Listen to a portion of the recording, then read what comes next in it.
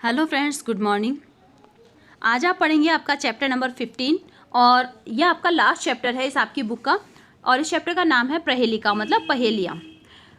पहेलियाँ मनोरंजन की प्राचीन विधा है, मतलब जो पहेलियाँ पूछी जाती है जिनका आंसर हमें ढूंढना पड़ता है। पहेलियाँ आप लोगों ने भी अपने बचपन में पूछी होगी, अपने फ्रेंड से, अपने घर में जो भी छोटे बड़े बच्चे हैं उनसे। तो ये एक मनोरंजन की प्राचीन विधा है, मतलब प्राचीन तरीका है। ये प्राय विश्व की सारी भाषाओं में उपलब्ध है। संस्कृत के कवियों ने इस परंपरा को अत्यंत समृद्ध किया है। पहेलियाँ जहाँ हमें आनंद देती है, वहीं समझ बूझ की हमारी मानसिक और बौद्धिक प्रक्रिया को तीव्रतर बनाती है। मतलब हमारी जो सोचने समझने की जो शक्ति है, जो हमारी मानसिक और बौद्धिक प्रक्रिया है, उसको और भी अत्यधिक तेज बनाती है, उसे प्रखर बनाती है। इस पाठ में संस्कृत पहेलिका, मतलब संस्कृत की पहेलियां बूझने की परंपरा के कुछ रोचक उदाहरण प्रस्तुत किए गए हैं। ठीक है फ्रेंड्स, तो इस पहेलियों को स्टार्ट करने से पहले हम इसके शब्दार्थ देख लेते हैं।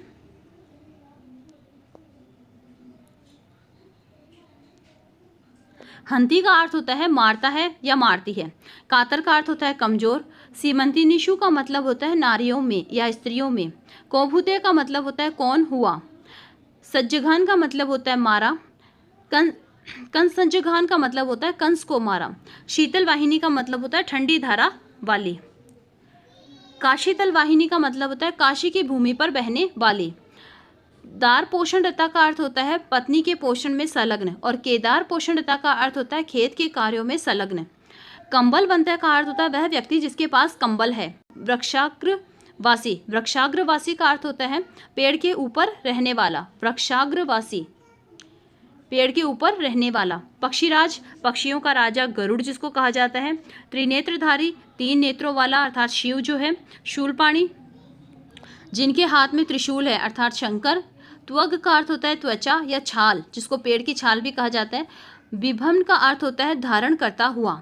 विष्णु पदम का अर्थ होता है स्वर्ग या मोक्ष। तक्रम का अर्थ होता है छाछ या मट्ठा। और शक्रश्य का अर्थ होता है इंद्र का। ठीक है फ्रेंड्स, अब हम चलते हैं अपनी पहेलियों के ऊपर।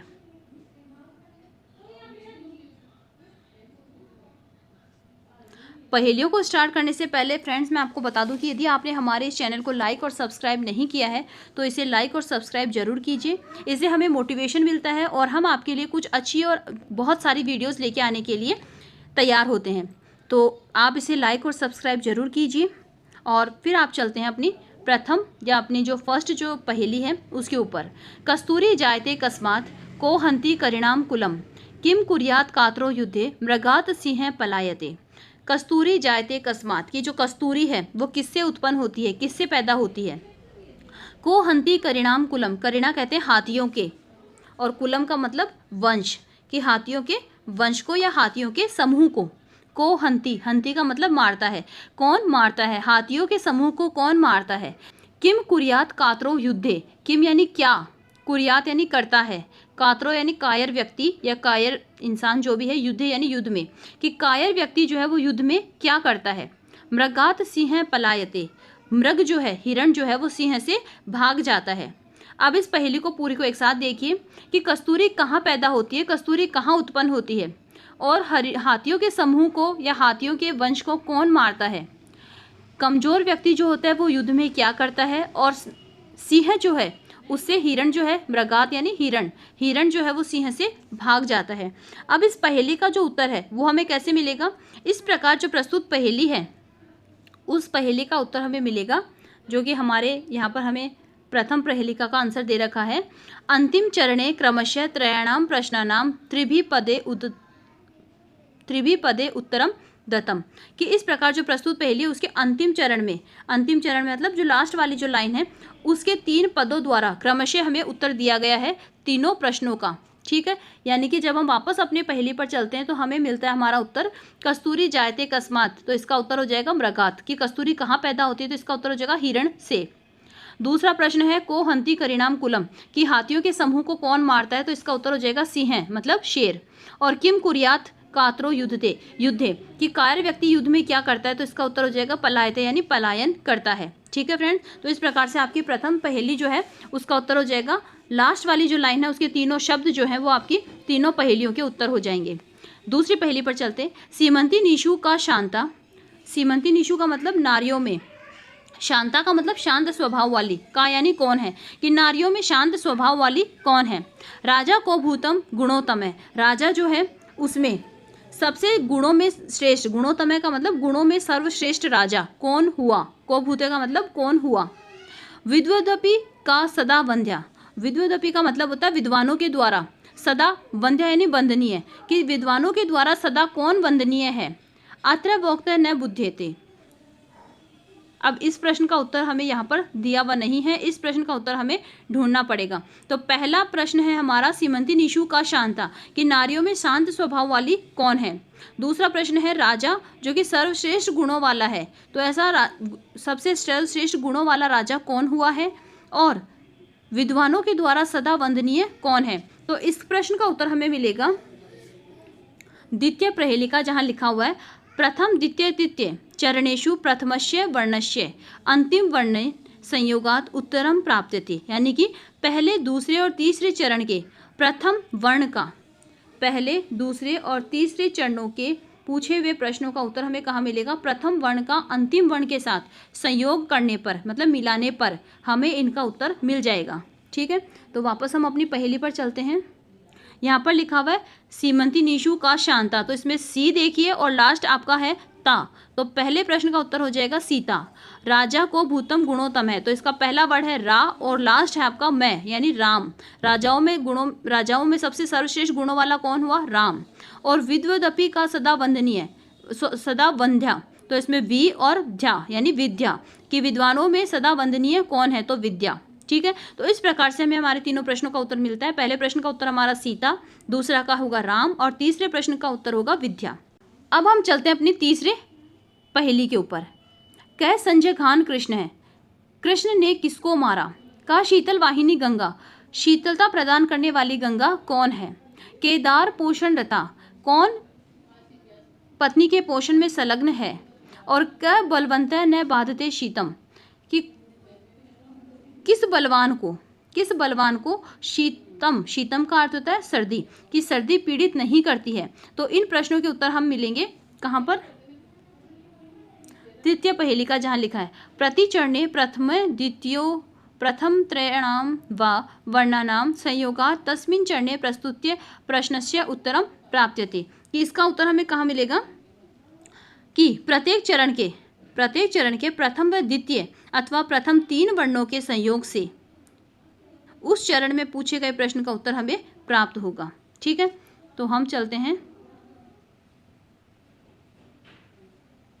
क संजय घान कृष्ण, कि कृष्ण ने किसको मारा, तो आप इसके पहले 2 वर्ण मिला दीजिए, क और स, कंस, कृष्ण ने कंस को मारा। का शीतल वाहिनी गंगा, शीतलता प्रदान करने वाली जो गंगा है वो कौन है, तो इसका पहला और दूसरा वर्ण आप मिला दीजिए, काशी, तो इसका हो जाएगा काशी, कि काशी में जो गंगा बहती है, काशी की भूमि पर बहने वाली जो गंगा है वो शीतलता प्रदान करती है। ठीक है, फिर है केदार पोषण रता, कि पत्नी के पोषण में संलग्न कौन है, तो इसके अंदर इसका उत्तर हो जाएगा केदार पोषण रता। ठीक है, खेत के कार्य में संलग्न है। और लास्ट आपका हो जाएगा कै बलवंतः न बाधते शीतम, कि किस बलवान को सर्दी पीड़ित नहीं करती है, तो इसका हो जाएगा क और बल, तो यानी कंबल। ठीक है, तो इसका आंसर हो जाएगा कंबल, कि जिसके पास कंबल होगी उसको सर्दी नहीं लगेगी। ठीक है, तो इस प्रकार से हमारे प्रश्नों का उत्तर होगा कि कै संजघान कृष्ण है, कृष्ण ने किसको मारा, तो कंसम जघान कृष्ण है, कि कंस को मारा कृष्ण ने। ठीक है, कहा शीतल वाहिनी गंगा, शीतलता प्रदान करने वाली गंगा कहाँ बहती है या कहाँ है, कौन है, तो इसका हो जाएगा काशीतल वाहिनी गंगा, काशी के भूमि पर बहने वाली जो गंगा है वो शीतलता प्रदान करती है। केदार पोषण रता, पत्नी के पोषण में संलग्न कौन है, तो इसका आंसर हो जाएगा केदार पोषण रता, कि जो खेत के कार्य में संलग्न है वह व्यक्ति। और कै बलवंता न बाधते शीतम, कि किस बलवान को सर्दी पीड़ित नहीं करती है, तो इसका हो जाएगा कंबल बनता न बाधते शीतम, कि जिसके पास कंबल है उसको ठंड नहीं लगती है, उसको सर्दी पीड़ित नहीं करती है। ठीक है फ्रेंड्स, समझ में आ रहा है आपको। अब हम चलते हैं अपने चौथी पहेली के ऊपर, जो 4th है आपकी। वृक्षाग्रवासी न च पक्षीराज, कि पेड़ के ऊपर रहता है, वृक्षों के ऊपर ऊपरी भाग पर वास करता है यानी रहता है, परंतु पक्षीराज गरुड़ नहीं है। त्रिनेत्रधारी न च शूलपाणी, त्रिनेत्रधारी है यानी 3 नेत्रों वाला है, परंतु शूलपाणी अर्थात शिव नहीं है। त्वग वस्त्रधारी, पेड़ की छाल का वस्त्र धारण करने वाला है परंतु सिद्ध योगी यानी तपस्वी नहीं है।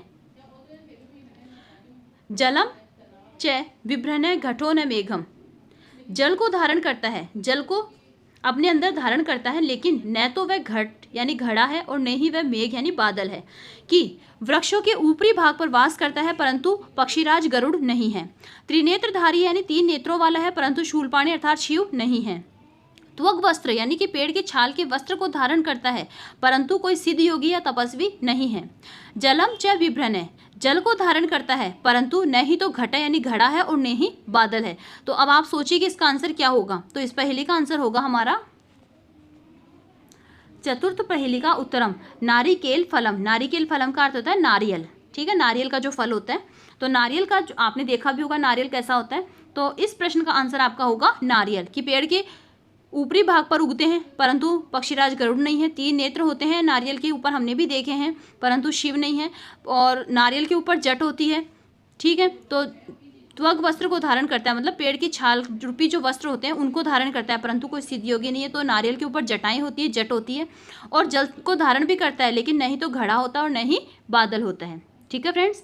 और अब आपकी आती है आपकी 5th जो पहेली है, भोजनांते च किम पेयम, कि भोजन के अंत में, भोजनांते का मतलब होता है भोजन के अंत में, किम पेयम यानी क्या पिया जाता है, क्या पीना चाहिए।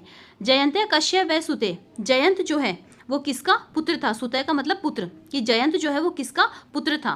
कथम विष्णु पदम प्रोक्तम, विष्णु पद यानी कि जो मोक्ष है उसको कैसा कहा गया है, कैसी है मोक्ष या स्वर्ग की प्राप्ति जो है, विष्णु पद जिसको कहते हैं स्वर्ग की प्राप्ति, उसको कैसा कहा गया है।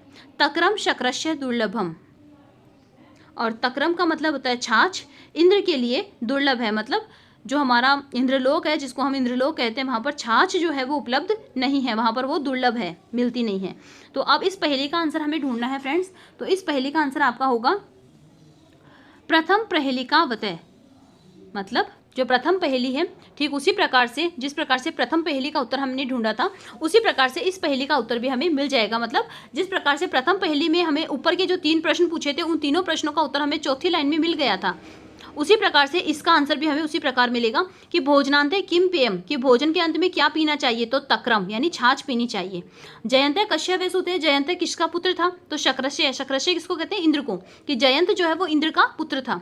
और कथम विष्णु पदम प्रोक्तम, कि स्वर्ग की प्राप्ति या मोक्ष को कैसा कहा गया है, तो उसको दुर्लभ कहा गया है, उसको प्राप्त करना हर किसी के वश में नहीं होता, उसको दुर्लभ यानी नामुमकिन कहा गया है, दुर्लभ कहा गया है, ठीक है फ्रेंड्स। तो इसका जो ऊपर वाली जो तीनों लाइन है, इन तीनों लाइनों का आंसर हमें मिलेगा हमारी 4th लाइन के अंदर, ठीक है फ्रेंड्स। अब आपको ये सारी पहेलियाँ याद करनी है और याद करने के बाद इसको याद ही रखना है, ठीक है फ्रेंड्स। इसी के साथ ही आपका क्लास 8 का सिलेबस जो है वो कंप्लीट होता है, ठीक है। और अब हम जब नेक्स्ट वीडियोज़ में मिलेंगे तो हम मिलेंगे इनके रिविज़न और इनके क्वेश्चन आंसर के साथ, ठीक है फ्रेंड्स। तब तक के लिए गुड बाय।